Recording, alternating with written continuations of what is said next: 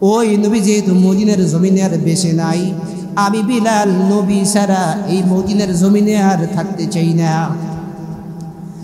বিলাল রাদিয়াল্লাহু তাআলা আনহু সেখান থেকে চলে গেলেন দামেস্কে। রাতের বেলা স্বপ্ন দেখে বিশ্ব নবী সাল্লাল্লাহু আলাইহি ওয়াসাল্লাম বলছে, বিলাল রে, আমিও দুনিয়ার জমিন থেকে বিদায় হলাম, ও বিলাল তুমিও চলে আসলা, আমার মদিনার জমিনের জন্য কি তোমার মায়া হয় না? স্বপ্ন দেখার পরে যখন ঘুম ভেঙে গেল, সঙ্গে সঙ্গে রাত্র থাকা অবস্থায় দামেস্কে থেকে আবার মদিনার উদ্দেশ্যে দৌড়াতে শুরু করলে। আমার বন্ধুগণ, রাত্র শেষ হতে না হতেই আল্লাহর নবীর সাহাবী বিলাল রাদিয়াল্লাহু তাআলা আনহু তিনি মসজিদে নববীর মধ্যে মদিনার গেট দিয়ে যখন ঢুকতে শুরু করলেন, মদিনার নবীর সাহাবীরা আল্লাহর বান্দারা বললেন যে, তোমরা লক্ষ্য করে দেখো রে, আল্লাহর নবী মুহাম্মদ সাল্লাল্লাহু আলাইহি ওয়াসাল্লামের মুয়াজ্জিনের আগমন ঘটেছে। জোরে পড়েন সুবহানাল্লাহ। সবাই এসে বিলালকে লক্ষ্য করে বললেন, বিলাল রে, তুমিও ছিলে না, তুমিও আজান দাও নাই, আর তোমার আজান শোনা হয় নাই, আর আল্লাহর নবী সাল্লাল্লাহু আলাইহি ওয়াসাল্লাম হুজরা মুবারক থেকে বের হয় নাই। ও বিলাল, মেহেরবানি করে, দয়া করে, মায়া করে মিনারে উঠো, আজান দাও। তুমি আজান দিলে বিশ্ব নবী সাল্লাল্লাহু আলাইহি ওয়াসাল্লাম হুজরা থেকে বের হয়ে আসবে। সুবহানাল্লাহ। আমার বন্ধুগণ, এরপরেও বিলাল যখন আজান দিচ্ছিল না, ছোট ছোট বাচ্চারা এসে বলছে, বিলাল আজান দাও, নবীকে দেখতে মন চায়, নবীবিহীন আর দুনিয়ার জমিন ভালো লাগে না। এরপরেও বিলাল আজান দিচ্ছে না। এবার হাসান এবং হুসাইন রাদিয়াল্লাহু তাআলা আনহুমা এরা এসে বললেন, বিলাল রে, ও আমার নবী, আল্লাহর নবী মুহাম্মদ সাল্লাল্লাহু আলাইহি ওয়াসাল্লামের মুয়াজ্জিন বিলাল, তুমি না আমার নানাও বের হয়ে আসছে না, মেহেরবানি করে, দয়া করে আজান দাও। তুমি আজান দিলে আমার নানা ওই হুজরা মুবারক থেকে বের হয়ে আসে। সুবহানাল্লাহ। আমার বন্ধুগণ, আল্লাহর নবীর সাহাবী আল্লাহর নবীর মুয়াজ্জিন যখন আজান দিল, আজান দিতে গিয়ে যখন এক পর্যায়ে বলে ফেলল, আশহাদু আন্না মুহাম্মাদার রাসূলুল্লাহ, যখন তাকিয়ে দেখলো বিশ্বনবী হুজরা থেকে বের হয় না, আল্লাহর নবীর মুয়াজ্জিন আল্লাহর নবীর সাহাবী বিলাল রাদিয়াল্লাহু তাআলা আনহু জমিনের মধ্যে বেহুশ হয়ে যায়। কোনো এক দেশে তিনজন লোক এক জায়গায় বসে আছেন বা বসেছিলেন। এই তিনজনের মধ্যে একজন ব্যক্তি বসে বসে কাঁদছিল। বসে বসে কি করছিল? কাঁদছিল। দ্বিতীয় ব্যক্তি, ওই তিনজনের মধ্য থেকে দ্বিতীয় ব্যক্তি কাঁদে নাই, শুধুমাত্র হাসছিল। কি করছিল? হাসছিল। আর তৃতীয় যেই ব্যক্তি, ওই ব্যক্তি হাসেও নাই, কাঁদেও নাই, শুধুমাত্র চুপচাপ করে বসেছিল। কিন্তু ব্যক্তি কয়জন? তিনজন। তো সেখানে আইন শৃঙ্খলা রক্ষাকারী বাহিনী, তার মানে প্রশাসনের লোক সেখানে আসলো। এদেরকে বসা অবস্থায় দেখে প্রশ্ন করলো যে, এই জায়গার মধ্যে বসে বসে তোমরা কি করছো?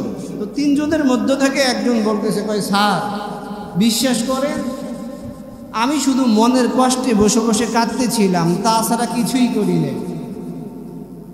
দ্বিতীয় ব্যক্তি বলতেছে, কয় স্যার, ও তো বসে বসে কাঁদছিল, আমি কিন্তু কাঁদি নাই, তাহলে তুমি কি করছো?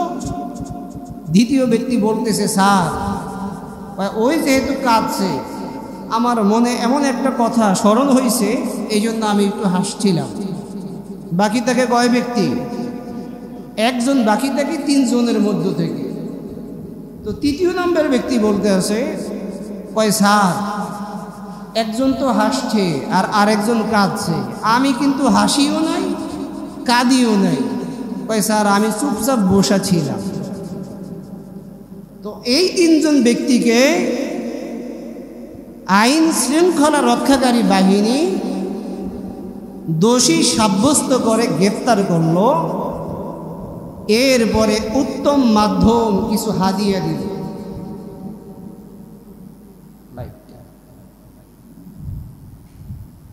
তো উত্তম মাধ্যম কিছু হাদিয়া দিল। এখন এই হাদিয়া বলতে আপনারা আবার ভিন্ন বুঝবেন না, কারণ আমাদেরকে যখন দাওয়াত করে, আমরা যখন বিভিন্ন জায়গায় যাই, আমাদেরকে কিন্তু বিভিন্ন রকমের গিফট হাদিয়া হিসাবে দেয়। কি বলেন, ঠিক না? বিভিন্ন রকমের গিফট দেয়, উপটৌকন দেয়। কিন্তু ওই যেই তিনজন ব্যক্তি ছিল, এদেরকে গ্রেপ্তার করার পরে এদেরকে হাদিয়া দিল কি? ডান্ডার বাড়ি। ডান্ডার বাড়ি বুঝেন তো? পিটাইল। কিন্তু সেখান দিয়ে যাচ্ছিল একজন সাংবাদিক। সাংবাদিক বুঝেন তো? সাংবাদিক ব্যক্তি তাদের এই অবস্থা দেখে প্রশাসনের লোককে লক্ষ্য করে প্রশ্ন করলো, স্যার, এদেরকে আপনি গ্রেপ্তার করছেন কেন? কারণ জানতে চাইল। তো প্রশাসনের যারা লোক, এরা চুপ করে আছে, কোনো উত্তর দিচ্ছে না। তো সাংবাদিক ব্যক্তি বলতেছে, আপনারা যেহেতু জবাব দিচ্ছেন না, তাহলে যাদেরকে গ্রেপ্তার করলেন এদের মুখ থেকেই শুনি। সাংবাদিক ব্যক্তি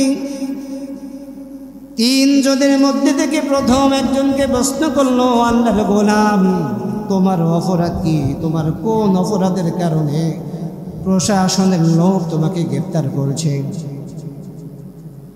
প্রথম নম্বরে ব্যক্তি বললেন, ওগো আল্লাহর বান্দা, আমার দোষ ছিল, আমি বসে বসে মনের কষ্টে কাঁদতেছিলাম, এই জন্য আমাকে গ্রেপ্তার করল। সাংবাদিক ব্যক্তি প্রশাসনের লোককে লক্ষ্য করে বলল, স্যার, এই ব্যক্তি তো কোনো রকমের অন্যায় করে নাই, জুলুম করে নাই, নির্যাতন করে নাই, অতএব কেন আপনি এই ব্যক্তিকে গ্রেপ্তার করলেন? উত্তম মাধ্যম হাদিয়া দিলেন, পিটুনি দিলেন। প্রশাসনের লোক এবারে বলছেন, ওই মেয়ে, আপনি কি বুঝেন না? অথবা সাংবাদিক সাহেব, আপনি কি খেয়াল করেন নাই, বুঝেন নাই? এই দেশের মধ্যে এমন একটা পরিস্থিতি বিরাজমান, এই পরিস্থিতির মাধ্যমে, এই পরিস্থিতির মধ্য দিয়ে এই ব্যক্তি কান্না করে, তার মানে মানুষদেরকে দৃষ্টি আকর্ষণ করে বুঝাইতেছে দেশের অবস্থা কিন্তু ভালো নয়, এই জন্য এই ব্যক্তিকে গ্রেপ্তার করা হলো। দ্বিতীয় ব্যক্তিকে প্রশ্ন করা হলো, ও আল্লাহর বান্দা, ও আল্লাহর গোলাম, তোমাকে কেন গ্রেপ্তার করা হলো?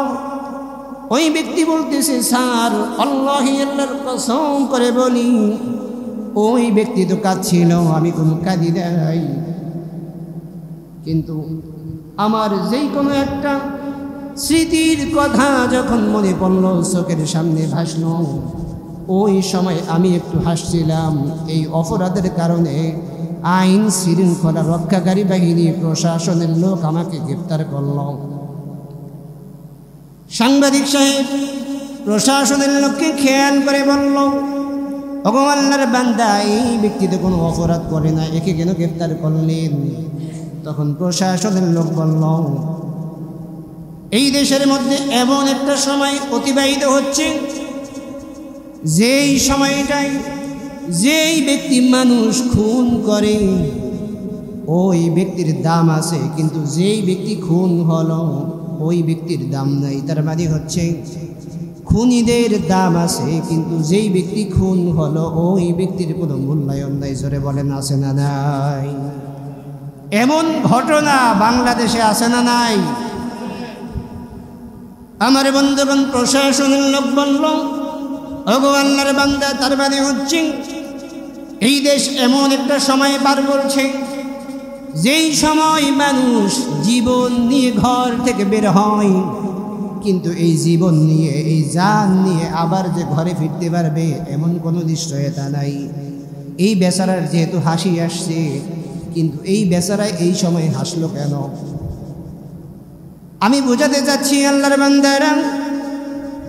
তৃতীয় ব্যক্তি বলল, আল্লাহি, আল্লাহর কসম, ও স্যার, আমি কিন্তু হাসিও নাই, আমি কিন্তু কাঁদিও নাই।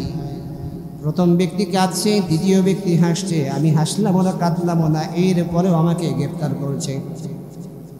সাংবাদিক যখন প্রশ্ন করলাম, এই ব্যক্তি তো হাসলো না এবং কাঁদলো না, কেন গ্রেপ্তার করা হলো? তখন প্রশাসনের লোক বলল, গো আল্লাহর বান্দা, যেহেতু রাষ্ট্রের পরিস্থিতি বেশি একটা ভালো নয়, এমন সময় এই ব্যক্তি বসে বসে হাসেও নাই কাঁদেও নাই, কিন্তু মনে মনে রাষ্ট্রের বিরুদ্ধে ষড়যন্ত্র করছে। জোরে বলেন, এমন নজির বাংলাদেশে ছিল কি ছিল না? জোরে বলেন, ছিল কি ছিল না?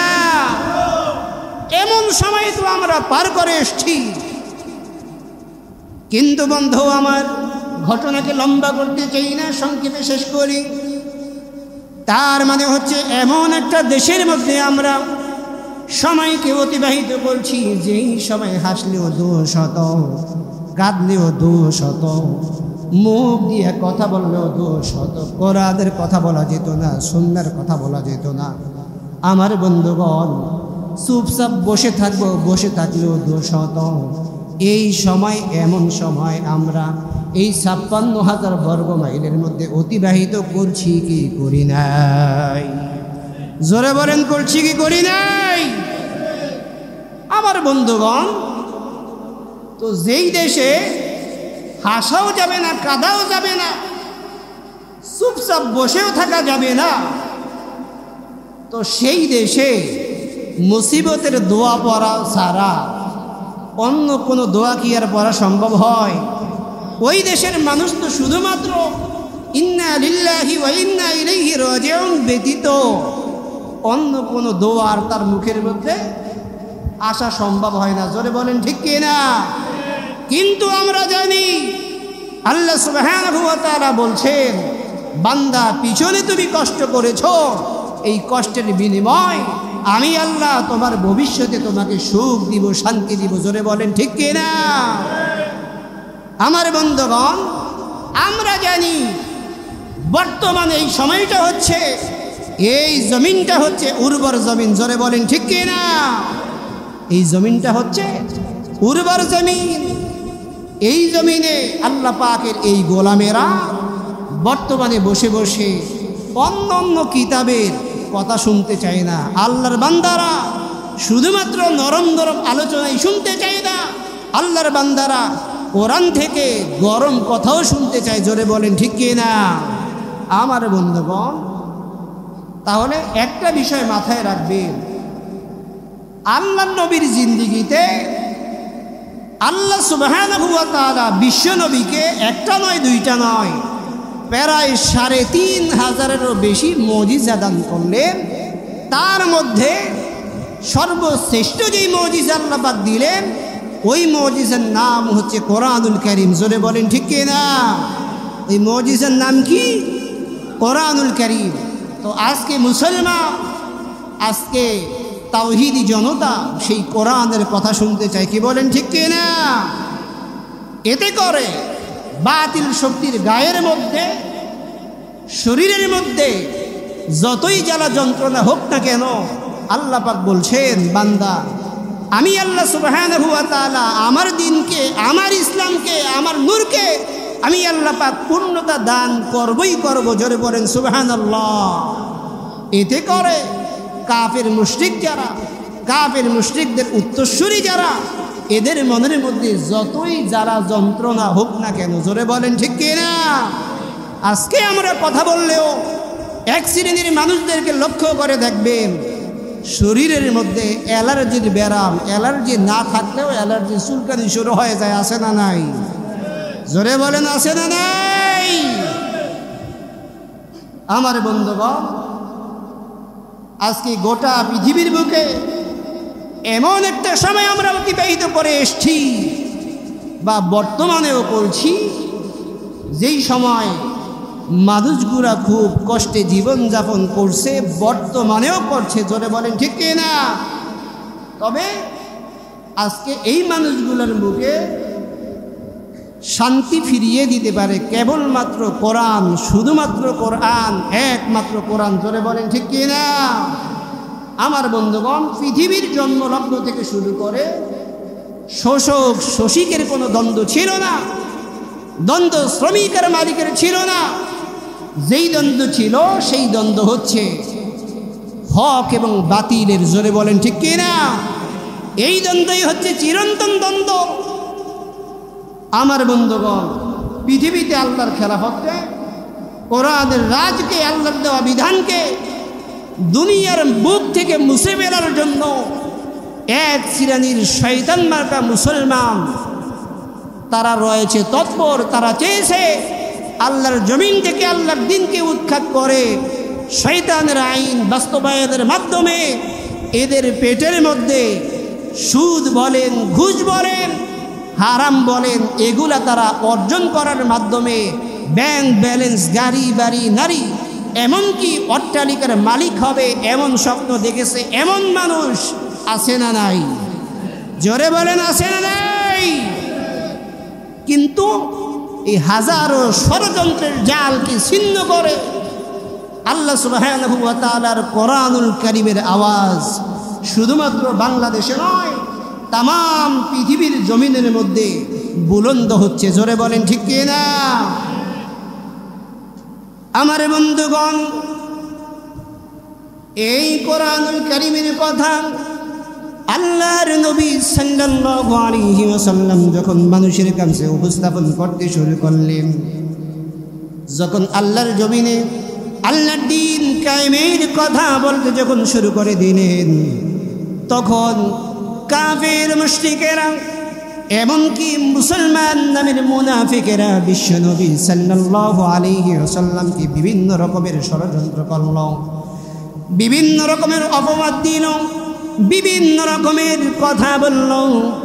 এমনকি কথা বলতে গিয়ে পর্যায়ে কাফের মুশরিকেরা বলে ফেলল, আল্লাহর নবী সাল্লাল্লাহু আলাইহি ওয়াসাল্লাম যেই দিন দুনিয়ার জমিন থেকে বিদায় হয়ে যাবে, ওই দিন আল্লাহর নবী সাল্লাল্লাহু আলাইহি ওয়াসাল্লামের নাম নিশানা নাকি থাকবে না। জোরে বলেন নাউজুবিল্লাহ।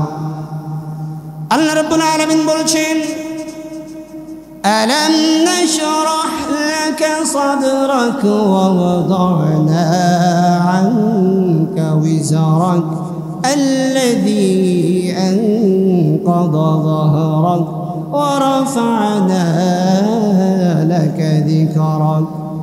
কাফির মুশরিকরা যখন বলল মুহাম্মদুর রাসূলুল্লাহ সাল্লাল্লাহু আলাইহি ওয়াসাল্লাম যেই দিন দুনিয়ার জমিন থেকে বিদায় হয়ে যাবে, ওই দিন আল্লাহর নবী সাল্লাল্লাহু আলাইহি ওয়াসাল্লামের নাম নেওয়ার মতো কোনো লোক থাকবে না।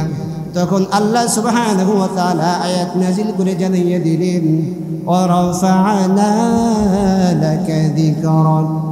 রব্বুল আলামিন বলছেন, ও নবী দোস্ত আমার মুহাম্মদুর রাসূলুল্লাহ সাল্লাল্লাহু আলাইহি ওয়াসাল্লাম, আপনি কষ্ট নেবেন না, আপনি দুঃখ পাবেন না।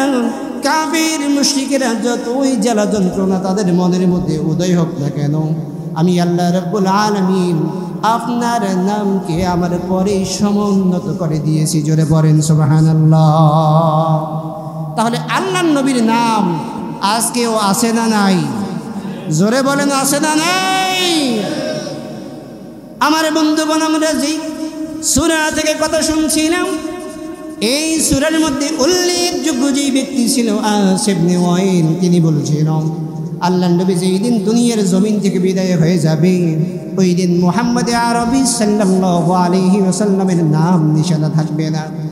কিন্তু বন্ধু আমার, বর্তমান বিজ্ঞানীরা গবেষণা করে, বাতাসকে গবেষণা করে, পরীক্ষা করে, তারা রিপোর্ট পেশ করে স্বীকার করতে বাধ্য হয়েছেন পৃথিবীর জমিনের মধ্যে এমন কোনো সেকেন্ড বাকি নাই যেই সেকেন্ডে, যেই মিনিটে আল্লাহর নবী সাল্লাল্লাহু আলাইহি ওয়াসাল্লামের নাম দুনিয়ার জমিনের মধ্যে স্মরণ হয় না। জোরে বলেন সুবহানাল্লাহ। এমন কোনো সময় অতিবাহিত হয় না যেই সময় আল্লাহর নবীর নাম তাম পৃথিবীর জমিনের মধ্যে স্মরণ হয় না। আমার বন্ধুগণ, আচ্ছা বলেন তো, আপনাদের এই গাজীপুরে আজান হয় যেই সময়, লন্ডনে কি আজান কি একই সময় হয় নাকি আকবর হয়? একটু কথা বলেন, আকবর হয় নাকি একই সময় হয়? সৌদি আরব আবার একটু ভিন্ন সময় হয়। এরপরে ইংল্যান্ড বলেন, আমেরিকা বলেন ইত্যাদি পৃথিবীতে যত কান্ট্রি রয়েছে সব জায়গায় এক সময় আজান হয় না, আগে এবং পরে হয়। কি বলেন ঠিক কি না? কিন্তু সেই আজানের মধ্যে আমার আপনার নবী মুহাম্মদ আরবি সাল্লাল্লাহু আলাইহি ওয়াসাল্লামের নাম আছে না নাই? জোরে বলেন আছে না নাই? আছে। এরপরে আজানের পরে যখন নামাজের সময় হয়, এই নামাজে যখন আমরা দাঁড়াবো তখন একামাত হয় কি হয় না? জোরে বলেন হয় কি হয় না? এই একামাতের মধ্যে বিশ্বনবীর নাম আছে না নাই? এরপরে আমরা যখন নামাজ আদায় করি, সালাত আদায় করি, আমরা যখন তাশাহুদ করি, এই তাশাহুদের মধ্যে বিশ্বনবীর নাম আছে না নাই? তাহলে কাফির মুশরিকরা যে বলল আল্লাহর নবী যেই দিন দুনিয়া থেকে বিদায় হয়ে যাবে ওই দিন নাকি আল্লাহর নবীর নাম নিশানা থাকবে না, ওরা কি সত্য বলল না মিথ্যা বলল? কিন্তু এই যে মিথ্যা অপবাদ দিল, কেন দিল? আল্লাহর নবী সাল্লাল্লাহু আলাইহি ওয়াসাল্লাম কোরআনের কথা বলার কারণে, আল্লাহর জমিনে আল্লাহর দ্বীন কায়েমের কথা বলার কারণে। জোরে বলেন ঠিক কি না? এই জন্য আজকেও লক্ষ্য করে দেখবেন, আমরা যারা কোরআন থেকে কথা বলতে চাই, যাদের বিরুদ্ধে এই কথাগুলো লাগে, অ্যালার্জির ব্যারাম যাদের রয়েছে, যাদের শরীরের মধ্যে চুলকানি শুরু হয়ে যায়, এরাও এই সমস্ত যারা ব্যক্তিরা কোরআন থেকে কথা বলে এদের বিরুদ্ধে কথা বলে। এখনো বর্তমানে সমাজে এমন লোক আছে না নাই? আর একটু আসতে বলেন আছে না নাই? তাহলে আমরা মনে করতে আমরা বাধ্য হব এরা সত্যিকার অর্থে বিশ্বনবীর অনুসারী নয়, এরা হচ্ছে কাফের মুশরিকদের উত্তরসূরি। জোরে বলেন ঠিক কিনা? আমার বন্ধুগণ, এবার আসুন, আস ইবনে ওয়াইল বলছিল বিশ্বনবী মুহাম্মদুর রাসূলুল্লাহ সাল্লাল্লাহু আলাইহি ওয়াসাল্লাম যেই দিন দুনিয়ার জমিন থেকে বিদায় হবে, যেই দিন দুনিয়া থেকে ওফাত হয়ে যাবে, ওই দিন আল্লাহর নবী সাল্লাল্লাহু আলাইহি ওয়াসাল্লামের কোন রকমের অনুসারী দুনিয়ার জমিনের মধ্যে আর থাকবে না। জোরে বলেন নাউজুবিল্লাহ। আল্লাহর নবীর অনুসারী আছে না নাই? একটু আস্তে কোন, বাইরে থেকে শুনবে তো। আল্লাহর নবীর অনুসারী আছে না নাই? আছে। আমরা কার অনুসারী? আল্লাহর নবীর অনুসারী। হাদিস শরীফের মধ্যে, বুখারী এবং মুসলিমের একটা হাদিসের অংশের মধ্যে এসেছে, আল্লাহর নবী সাল্লাল্লাহু আলাইহি ওয়াসাল্লাম স্বপ্ন দেখলেন। স্বপ্ন দেখার পর সাহাবায়ে কেরাম রিদওয়ানুল্লাহি তাআলা আলাইহিম আজমাইনগণ এদেরকে লক্ষ্য করে বলল, সাহাবীরা আমি তো স্বপ্ন দেখলাম, এই স্বপ্নের কথা কি তোমাদের কাছে বলবো? সাহাবায়ে কেরাম বললেন, ইয়া রাসূলুল্লাহ, ইয়া হাবিবাল্লাহ, বিশ্বনবী সাল্লাল্লাহু আলাইহি ওয়াসাল্লাম যেই স্বপ্ন দেখে ওই স্বপ্ন তো স্বপ্ন নয়, ওই স্বপ্ন হচ্ছে আল্লাহ রাব্বুল আলামিনের পক্ষ থেকে ওহী। জোরে বলেন সুবহানাল্লাহ। সাহাবায়ে কেরাম বললেন, ইয়া রাসূলুল্লাহ, ইয়া হাবিবাল্লাহ, আমরা দেরি করতে চাই না, মেহেরবানি করে আপনি আমাদেরকে উপস্থাপন করুন, আমাদের সামনে আপনি স্বপ্নের কথাগুলো বলুন। আল্লাহর নবী সাল্লাল্লাহু আলাইহি ওয়াসাল্লাম বললেন, ও সাহাবীরা, আমি দেখলাম হাসরের মাঠ কায়েম হয়ে গেছে। কি দেখলাম? হাসরের মাঠ কায়েম হয়ে গেছে। এরপরে দেখলাম আদম আলাইহিস সালাতু ওয়াস সালাম থেকে শুরু করে মুহাম্মদ সাল্লাল্লাহু আলাইহি ওয়াসাল্লাম পর্যন্ত সমস্ত পয়গম্বরেরা, সমস্ত নবীরা, সমস্ত রাসূলেরা যার যার অনুসারী নিয়া আল্লাহ রাব্বুল আলামিনের দরবারে হাজিরা দেওয়ার জন্য যাচ্ছে। জোরে বলেন সুবহানাল্লাহ। আমি নবী লক্ষ্য করে দেখলাম কোন কোন পয়গম্বর, কোন নবী, কোন রাসূল মাত্র 4 জন, মাত্র 3 জন, মাত্র 2 জন, মাত্র 1 জন, আবার কোন নবী 70 জন, 80 জন, 100 জন উম্মত নিয়ে আল্লাহর দরবারে হাজিরা দেওয়ার জন্য যাচ্ছে। হঠাৎ করে লক্ষ্য করে দেখলাম একজন নবী সামনে সামনে যাচ্ছে আর তার পিছনে পিছনে লক্ষ লক্ষ অনুসারী যাচ্ছে। আমি প্রশ্ন করলাম, রব্বুল আলামিন এরা কারা? তখন জবাবে বলা হলো, ইয়া রাসূলুল্লাহ ইয়া হাবিবাল্লাহ, এই যে লক্ষ লক্ষ উম্মত দেখতে পাচ্ছেন, এরা হচ্ছে জামানার পয়গম্বর মূসা আলাইহিস সালাতু ওয়াস সালামের অনুসারী। জোরে পড়েন সুবহানাল্লাহ। আল্লাহ নবী সাল্লাল্লাহু আলাইহি ওয়াসাল্লাম বলেন, হাদিস শরীফের মধ্যে এসেছে, তখন বিশ্ব নবী সাল্লাল্লাহু আলাইহি ওয়াসাল্লাম সিজদার মধ্যে পড়ে গেলেন আর বললেন, রব্বুল আলামিন, মূসা আলাইহিস সালাতু ওয়াস সালামের এত অনুসারী, এত উম্মত, এর থেকে আমার উম্মতের সংখ্যা কি কম হবে নাকি বেশি হবে? আল্লাহ সুবহানাহু ওয়া তাআলা বিশ্ব নবীকে লক্ষ্য করে বলেন, ও নবী, সিজদার মধ্যে আপনি আর মাথা রাখবেন না, মেহেরবানি করে আপনি মাথা মোবারকখানা উত্তোলন করুন। সুবহানাল্লাহ। আল্লাহ নবী যখন মাথা মোবারকখানা উত্তোলন করলেন, আল্লাহ সুবহানাহু ওয়া তাআলা লক্ষ্য করে বললেন, ইয়া রাসূলুল্লাহ ইয়া হাবিবাল্লাহ, আপনি ডান দিকে তাকান। আল্লাহর নবী সাল্লাল্লাহু আলাইহি ওয়াসাল্লাম যখন ডান দিকে তাকালেন, তখন লক্ষ্য করে দেখলেন জমিন থেকে আসমান পর্যন্ত শুধুমাত্র মাথার মাথা দেখা যাচ্ছে। এরপরে বাম দিকে তাকালেন, লক্ষ্য করে দেখলেন জমিন থেকে আসমান পর্যন্ত, আসমান থেকে জমিন পর্যন্ত শুধুমাত্র মাথার মাথা দেখা যাচ্ছে। রব্বুল আলামিন বললেন, বিশ্বনবী যখন প্রশ্ন করলেন, রব্বুল আলামিন এরা কারা? তখন সঙ্গে সঙ্গে তখন জবাবে বলা হলো, ইয়া রাসূলুল্লাহ ইয়া হাবিবাল্লাহ, যদিও তুমি দুনিয়ার জমিনের মধ্যে যখন আপনি চেয়েছিলেন আমার জমিনে আমার দিন কায়েম হোক, যদিও তখন এক শ্রেণীর মুনাফিক মার্কা মুসলমান, এক শ্রেণীর ইসলাম বিদ্বেষীরা, এক শ্রেণীর কাফিরেরা আপনাকে বলছিল, আপনি যেই দিন দুনিয়া থেকে বিদায় হয়ে যাবেন, ওই দিন থেকে নাকি আপনার কোনো অনুসারী আর পাওয়া যাবে না, খুঁজে পাওয়া যাবে না। ইয়া রাসূলুল্লাহ ইয়া হাবিবাল্লাহ, এই যে আসমান থেকে জমিন পর্যন্ত, জমিন থেকে আসমান পর্যন্ত আপনি যত মানুষ দেখতে পাচ্ছেন, যত মাথা দেখতে পাচ্ছেন, এরা হচ্ছে আপনি নবী মুহাম্মদ সাল্লাল্লাহু আলাইহি ওয়াসাল্লামের অনুসারী। জোরে বলেন সুবহানাল্লাহ। তাহলে আমার আপনার নবী, বিশ্ব নবী মুহাম্মদুর রাসূলুল্লাহ সাল্লাল্লাহু আলাইহি ওয়াসাল্লামের অনুসারী অন্য নবীদের অনুসারীর চাইতে কম হবে নাকি বেশি হবে? শুধু বেশি হবে নাকি অনেক বেশি হবে?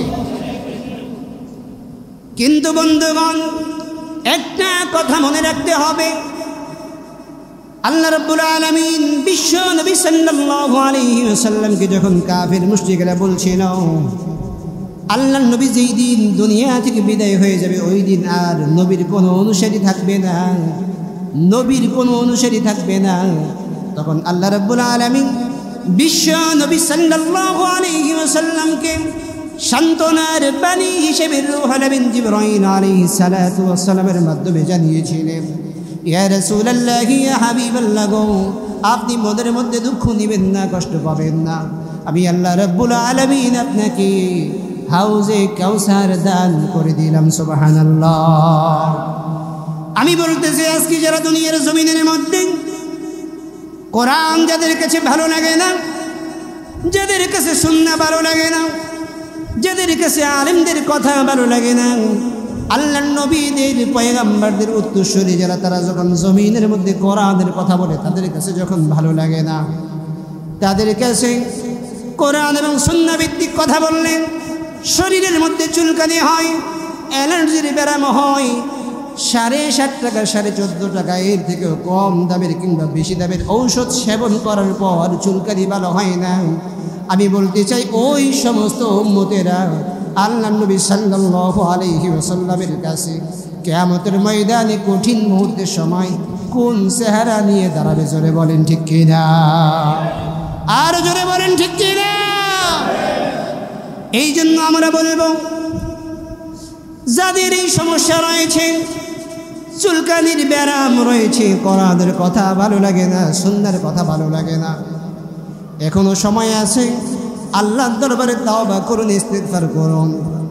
আপনি যদি আল্লাহর কাছে খাঁটি দিলে তাওবা করতে পারেন, পিছনের গুনাহের কথা স্মরণ করতে পারেন, আল্লাহর কাছে যদি বলতে পারেন, আল্লাহ গো, শয়তানের ওয়াসওয়াসায় পড়ে দল করতে গিয়ে বিভিন্ন রকমের পদ পদবি পাওয়ার জন্য যা কিছুই করছে না কেন, আল্লাহকে তাওবা করলাম, ইস্তিগফার করলাম, মৃত্যু পর্যন্ত আর অন্যায় করবো না, কোরআনের বিপক্ষে থাকবো না, আলেমদের বিপক্ষে অবস্থান করবো না, আল্লাহ গো মেহেরবানি করে মাফ করে দাও।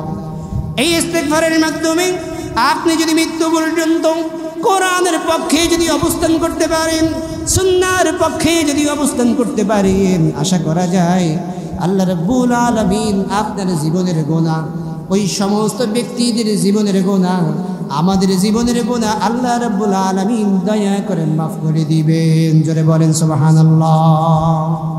আল্লাহ ইচ্ছা করলে মাফ করতে পারেন কি পারেন না?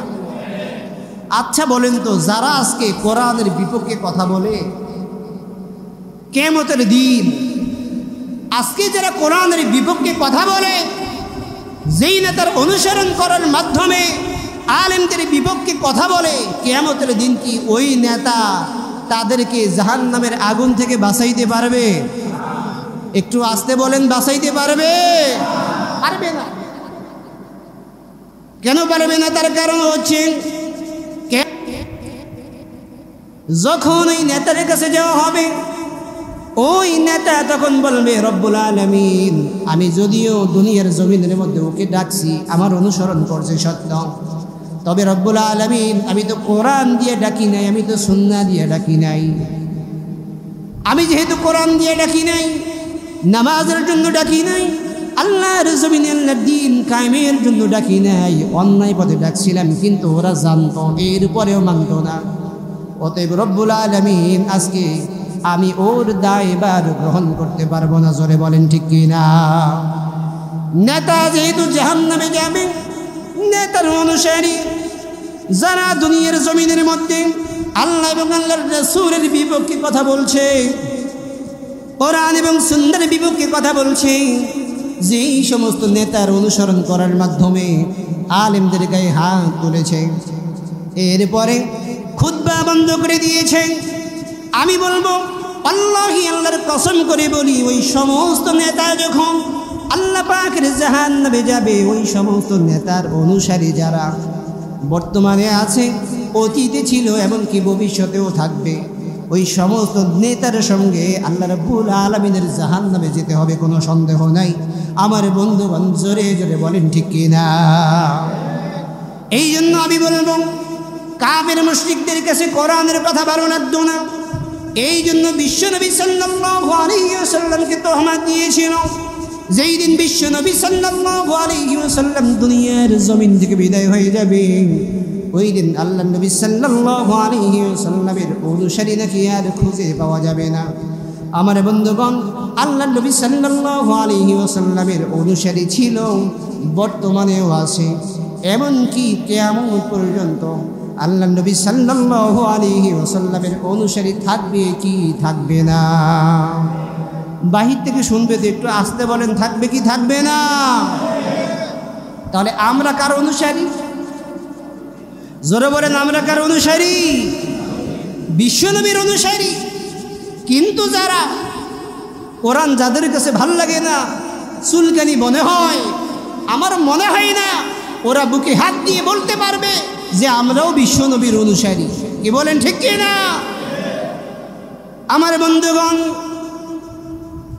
সংক্ষেপ করে বলছি, আস ইবনে ওয়াইল বলছিল, বিশ্বনবী সাল্লাল্লাহু আলাইহি ওয়াসাল্লাম যেদিন দুনিয়ার জমিন থেকে বিদায় হয়ে যাবে, ওই দিন নাকি আল্লাহ নবী সাল্লাল্লাহু আলাইহি ওয়াসাল্লামের পাশে বসে কাদার মতো লোক খুঁজে পাওয়া যাবে না। জোরে বলেন নাউজুবিল্লাহ।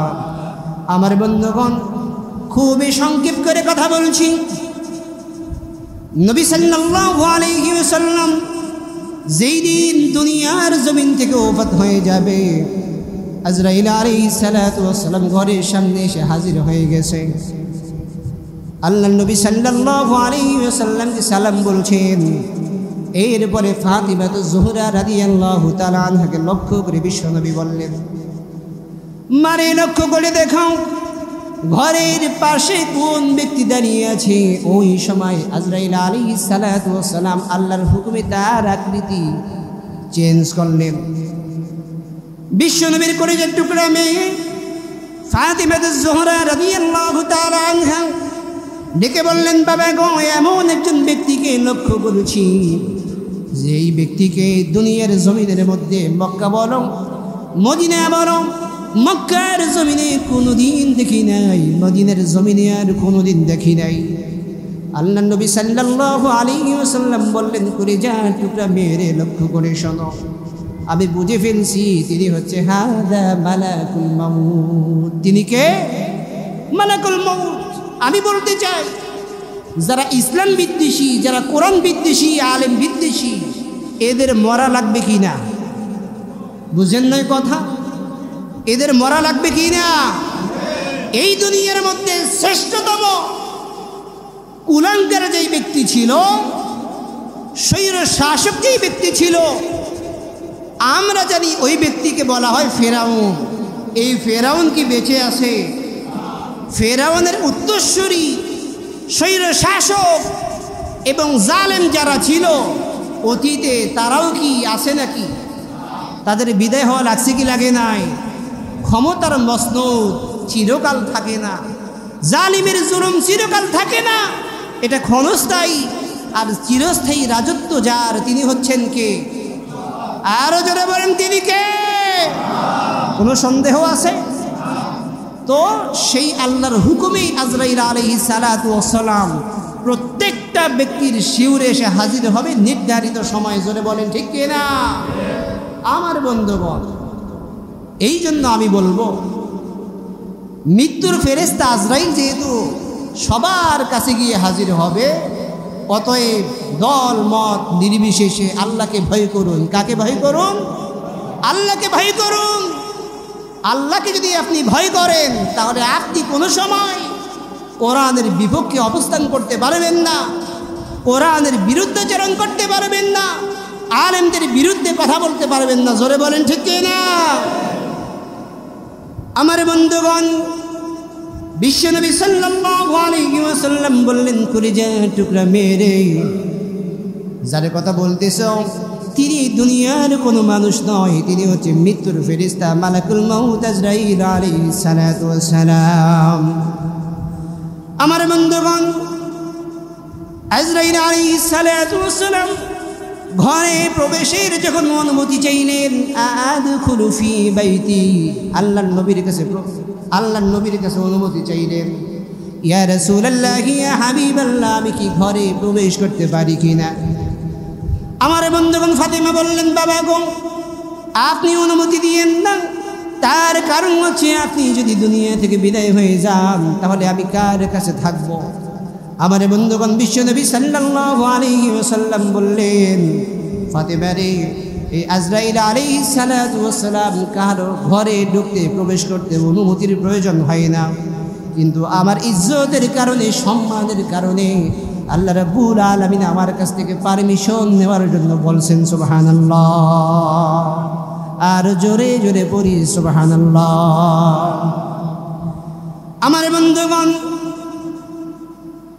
এরপরে বিশ্বনবী সাল্লাল্লাহু আলাইহি ওয়াসাল্লামকে লক্ষ্য করে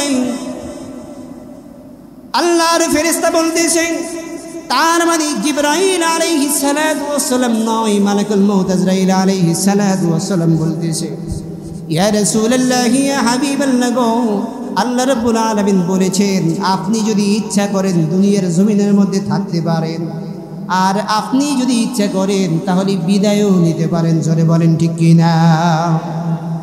আল্লাহ নবী সাল্লাল্লাহু আলাইহি ওয়াসাল্লাম বললেন, জিবরাইল রে, আল্লাহর নবী সাল্লাল্লাহু আলাইহি ওয়াসাল্লাম বললেন, আজরাইল রে, হাত্তা ইয়াতিয়ানি জিবরাইল।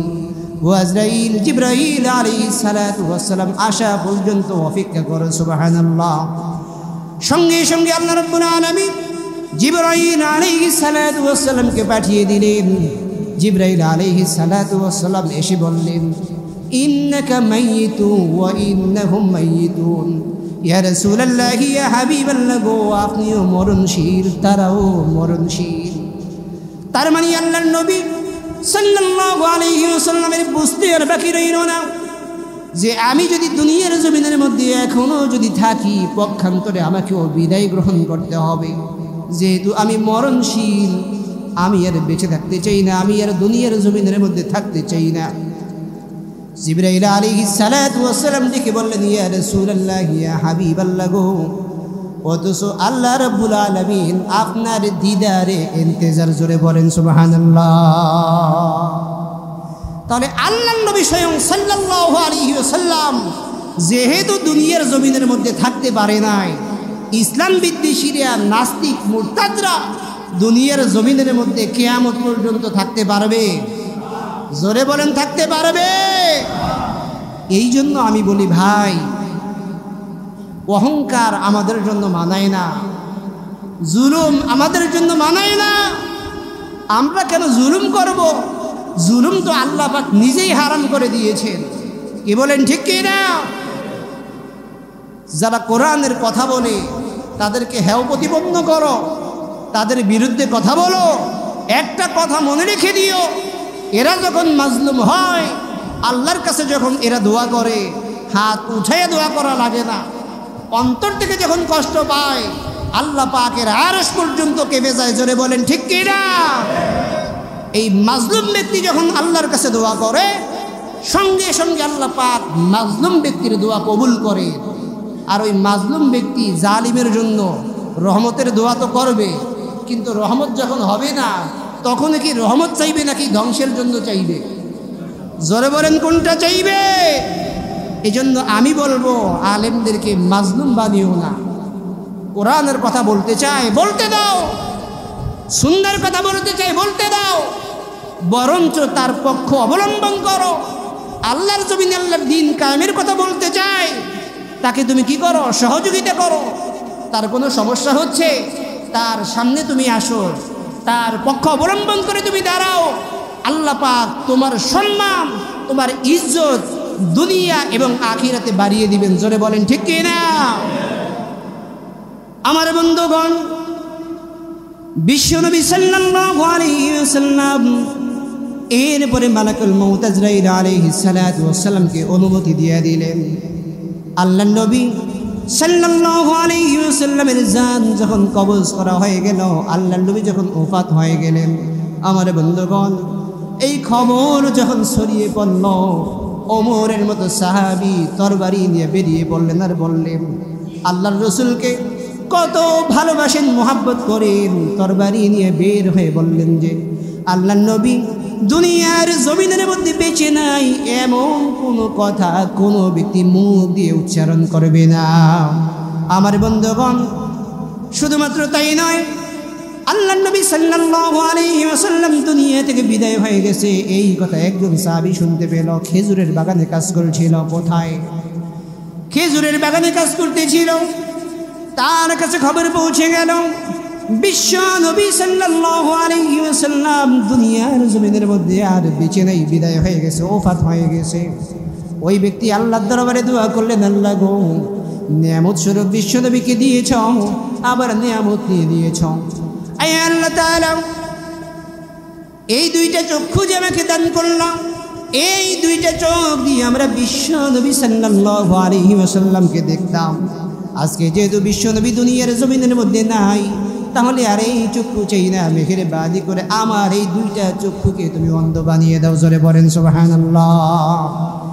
আল্লাহর কাছে দোয়া করলেন রব্বুল আলামিন, কিয়ামতের ময়দানে কঠিন মুহূর্তের সময় যেই দিন আমাদেরকে উঠাইবা, ওই দিন বিশ্ব নবী সাল্লাল্লাহু আলাইহি ওয়াসাল্লামের সামনে দাঁড়ানোর আগে আমার এই দুইটা চোখে তুমি ফিরিয়ে দিও। সুবহানাল্লাহ। আল্লাহ রাব্বুল আলামিন সেই ব্যক্তির দোয়া কবুল করেছেন। আমার বন্ধুগণ, কাফির মুশরিকরা বলছিল, আল্লাহ নবী সাল্লাল্লাহু আলাইহি ওয়াসাল্লাম যেই দিন দুনিয়ার জমিন থেকে বিদায় হয়ে যাবে, ওই দিন নাকি কান্নাকাটি করার মতো কোনো লোক খুঁজে পাওয়া যাবে না। আমার বন্ধুগণ, আল্লাহ নবী সাল্লাল্লাহু আলাইহি ওয়াসাল্লামের একটি গাধা ছিল। গাধা কি মানুষ না পশু? জোরে বলেন, মানুষ না পশু?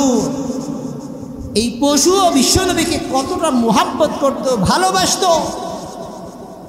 আল্লাহ নবী সাল্লাল্লাহু আলাইহি ওয়াসাল্লাম তিনি যখন দুনিয়া থেকে বিদায় হয়ে গেলেন, আল্লাহ আল্লাহর নবীর সেই গাধাটা চিৎকার করে করে এই দিক ওই দিক ছুটাছুটি করতে লাগলো, দৌড়াতে লাগলো। রাতের বেলা ওই গাধাটা একটা কূপের মধ্যে পড়ে দুনিয়া থেকে বিদায় দিল। আমার বন্ধুগণ, তাহলে মানুষ যেমন বিশ্বনবীর জন্য পাগল ছিল, মানুষ যেমন বিশ্বনবী সাল্লাল্লাহু আলাইহি ওয়াসাল্লামকে ভালোবাসতো, মুহাব্বত করত, পশু পাখিরাও বিশ্বনবী সাল্লাল্লাহু আলাইহি ওয়াসাল্লামকে মুহাব্বত করত, ভালোবাসতো। জোরে বলেন ঠিক কিনা? আমার বন্ধুগণ, আমরা সবাই জানি আল্লাহর নবী সাল্লাল্লাহু আলাইহি ওয়াসাল্লাম তিনি ছিলেন ইমাম, আর নবী মুহাম্মদ সাল্লাল্লাহু আলাইহি ওয়াসাল্লামের মুয়াজ্জিন ছিল কি? নবীজির মুয়াজ্জিনের নাম কি? হযরত বিলাল। আর একটু জোরে বলেন, নবীজির মুয়াজ্জিনের নাম কি?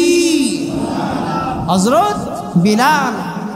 আল্লাহ নবী সাল্লাল্লাহু আলাইহি ওয়াসাল্লাম যেই দিন দুনিয়ার জমিন থেকে ওফাত হয়ে গেল, বিলাল রাদিয়াল্লাহু তাআলা আনহু মনের কষ্টে বলতেছেন, যেই নবী সাল্লাল্লাহু আলাইহি ওয়াসাল্লাম আমাকে আশ্রয় দিল, আমাকে ভালোবাসতো, মুহাব্বত করতো, ওই নবী যেহেতু দুনিয়া থেকে বিদায় হয়ে গেছে, ওই নবী যেহেতু মদিনার জমিনে আর বেঁচে নাই, আমি বিলাল নবী ছাড়া এই মদিনার জমিনে আর থাকতে চাই না। বিলাল রাদিয়াল্লাহু তাআলা আনহু সেখান থেকে চলে গেলেন দামেস্কে। রাতের বেলা স্বপ্ন দেখে বিশ্ব নবী সাল্লাল্লাহু আলাইহি ওয়াসাল্লাম বলছে, বিলাল রে, আমিও দুনিয়ার জমিন থেকে বিদায় হলাম, ও বিলাল তুমিও চলে আসলা, আমার মদিনার জমিনের জন্য কি তোমার মায়া হয় না? স্বপ্ন দেখার পরে যখন ঘুম ভেঙে গেল, সঙ্গে সঙ্গে রাত্র থাকা অবস্থায় দামেস্কে থেকে আবার মদিনার উদ্দেশ্যে দৌড়াতে শুরু করলে। আমার বন্ধুগণ, রাত্র শেষ হতে না হতেই আল্লাহর নবীর সাহাবী বিলাল রাদিয়াল্লাহু তাআলা আনহু তিনি মসজিদে নববীর মধ্যে মদিনার গেট দিয়ে যখন ঢুকতে শুরু করলেন, মদিনার নবীর সাহাবীরা আল্লাহর বান্দারা বললেন যে, তোমরা লক্ষ্য করে দেখো রে, আল্লাহর নবী মুহাম্মদ সাল্লাল্লাহু আলাইহি ওয়াসাল্লামের মুয়াজ্জিনের আগমন ঘটেছে। জোরে পড়েন সুবহানাল্লাহ। সবাই এসে বিলালকে লক্ষ্য করে বললেন, বিলাল রে, তুমিও ছিলে না, তুমিও আজান দাও নাই, আর তোমার আজান শোনা হয় নাই, আর আল্লাহর নবী সাল্লাল্লাহু আলাইহি ওয়াসাল্লাম হুজরা মুবারক থেকে বের হয় নাই। ও বিলাল, মেহেরবানি করে, দয়া করে, মায়া করে মিনারে উঠো, আজান দাও।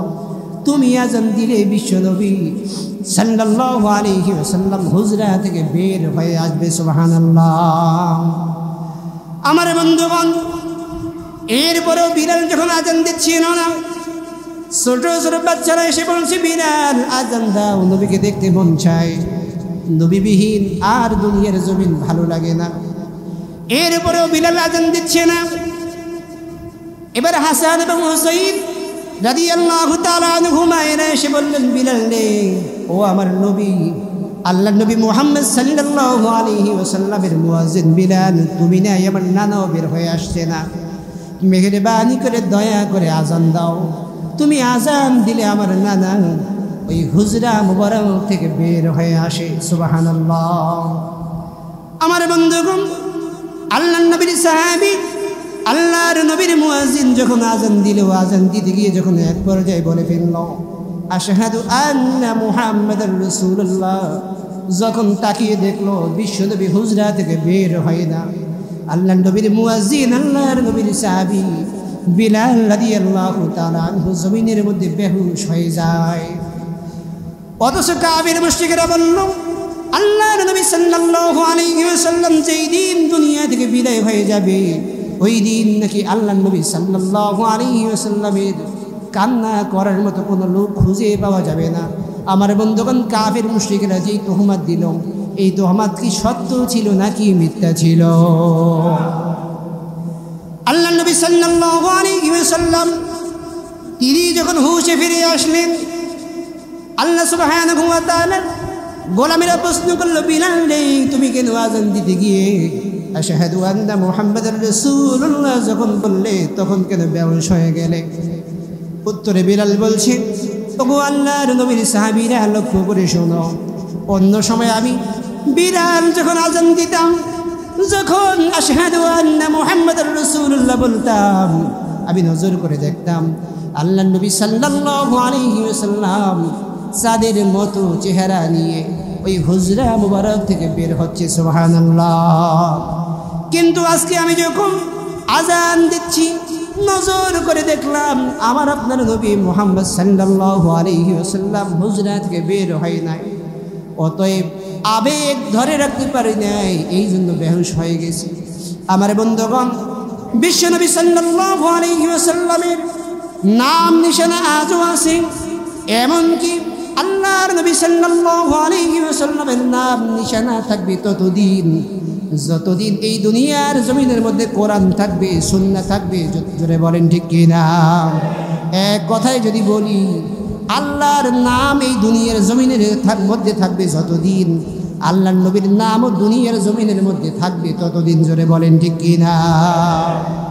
অতএব সর্বশেষ কথা আমি বলতে চাই, যেহেতু আল্লাহর নবী সাল্লাল্লাহু আলাইহি ওয়াসাল্লামের উম্মত আমরা, কিয়ামতের ময়দানে আল্লাহর নবী সাল্লাল্লাহু আলাইহি ওয়াসাল্লাম হাউজে কাউসারের পানি যদি পান না করায়, তাম দুনিয়ার মধ্যে যত পয়গম্বর পাঠিয়েছিলেন, কোন নবী কি হাউজে কাউসারের পানি পান করাতে পারবে?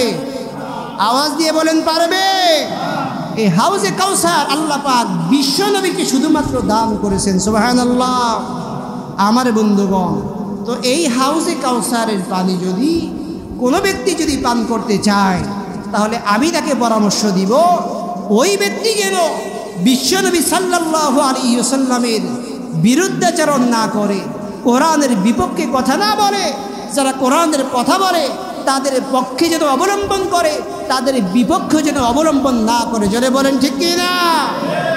আর এই হাউজে কাউসারের পানি যেন তেন পানি না। হাদিস শরীফের মধ্যে এসে বিশ্বনবী সাল্লাল্লাহু আলাইহি ওয়াসাল্লাম বলছেন যে এই হাউজে কাউসারের পানি হচ্ছে এমন পানি, যেই ব্যক্তিকে একবার পান করানো হবে ওই ব্যক্তির জন্য ডাইরেক্ট জান্নাত। জোরে বলেন সুবহানাল্লাহ। তাহলে ওই হাউজে কাউসারের পানি আমরা পান করতে চাই কি চাই না? আওয়াজ দিয়ে বলেন, পান করতে চাই কি চাই না? আল্লাহ পাক আমাদেরকে সেই হাউজে কাউসারের পানি পান করানোর মতো যোগ্যতা, বৈশিষ্ট্য অর্জন করার তৌফিক দান করুন, আমিন। আসসালামু আলাইকুম ওয়া রাহমাতুল্লাহি ওয়া বারাকাতুহু।